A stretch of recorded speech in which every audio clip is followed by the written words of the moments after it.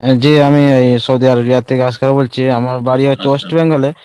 জি শেখ, এখন মাশাআল্লাহ। ওয়েস্ট বেঙ্গলে সরকার থেকে দেখা যাচ্ছে যে একটা ওবিসি কার্ড করছে মুসলিমদের করে হুম, কিছু ফ্যাসিলিটি দেওয়ার জন্য। হুম। তো কিছু কিছু আলেম বলছে যে এই ওবিসি কার্ড করলে ইসলাম থেকে খারিজ হয়ে যাবে। এটা আল্লাহর এই তো এই মুস্তান। সম্বন্ধে বলবেন শেখ। এই ফতোয়াটা ও, মানে কিছু কিছু বক্তব্য থেকে শোনা যাচ্ছে।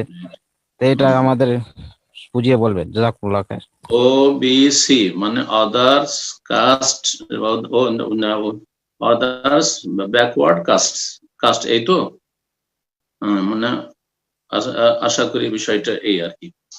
মানে সরকারের কাছে কিছু কিছু কাস্ট আছে বা কিছু কিছু জাতি আছে যাদেরকে ব্যাকওয়ার্ড বলা হচ্ছে, পিছিয়ে পড়া বলা হচ্ছে, এবং তাদের জন্য কিছু ফ্যাসিলিটি সরকারের পক্ষ থেকে আছে।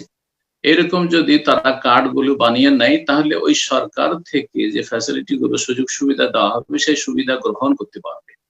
এখন এই কার্ড বানানো যাবে কিনা?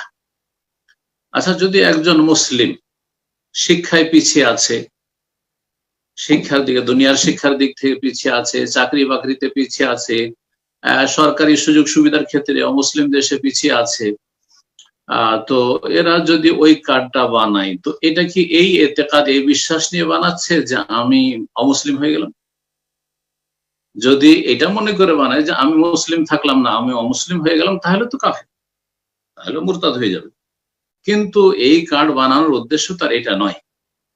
ইন্নামাল আমালু বিন্নিয়াত, নিশ্চয় সমস্ত আমল নির্ভরশীল নিয়তের উপর। সুতরাং এই দুনিয়ার কিছু সরকারি সুযোগ সুবিধা, সরকারি সুযোগ সুবিধা নাগরিকের অধিকার আছে, মুসলিম হোক অমুসলিম হোক, নাগরিকদের অধিকার আছে। বৈধ সরকারি সুযোগ সুবিধা যেটা দিচ্ছে, মিথ্যার আশ্রয় না নিয়ে কেউ যদি নেই, সত্য কথা বলে বা সত্য কথা লিখে, তাহলে সরকারি অনুদান বা সরকারি সুযোগ সুবিধা নেওয়া জায়েজ।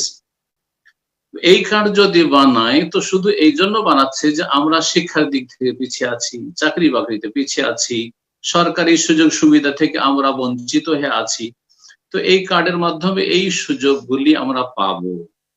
তো এতে এমন কোনো আপত্তি আমি দেখি না।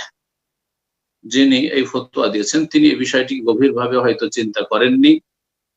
আর অনেকে আমাদের দেশে আসলে আবেগী কথাবার্তা বলে দিয়ে থাকেন, যার ফলে এরকম হয়তো ফতোয়া দিয়েছেন যে কাফের হয়ে যাবে, একটা কার্ড বানালে কাফের হয়ে যাবে। না, না, না। ঈমান আকীদার সম্পর্ক অন্তরের সাথে। যতক্ষণ পর্যন্ত অন্তর থেকে ইসলামকে পরিত্যাগ না করবে, তাওহীদকে পরিত্যাগ না করবে, রাসূলুল্লাহ সাল্লাল্লাহু আলাইহি ওয়াসাল্লামের নিয়ে আসা বিধানকে পরিত্যাগ না, ততক্ষণ পর্যন্ত মুসলিম থাকবে।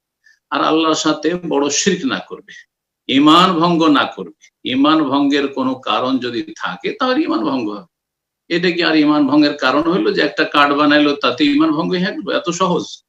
আল্লাহ যেন বুঝার তৌফিক দান করেন। জাযাকুমুল্লাহ খাইর।